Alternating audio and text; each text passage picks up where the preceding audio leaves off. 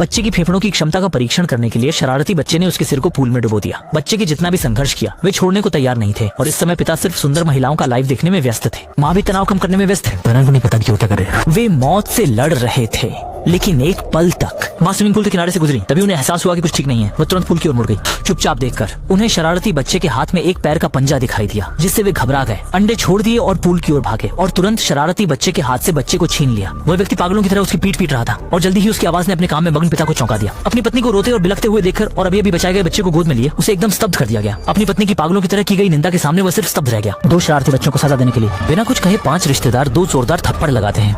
इसके बाद पिता ने तुरंत शरारती बच्चे के हाथ से कॉमिक बुक छीन ली, उसे जमीन पर फेंक दिया और दोनों की भीख मांगने पर भी उसे जला दिया। लेकिन उन्हें लगा कि इस घटना के बाद दोनों शरारती बच्चे सुधर जाएंगे, पर उन्होंने अपने माता पिता से बदला लेने के लिए कुत्ते के बाउल में अज्ञात द्रव्य डालकर उन्हें बिना किसी संकोच के पिला दिया।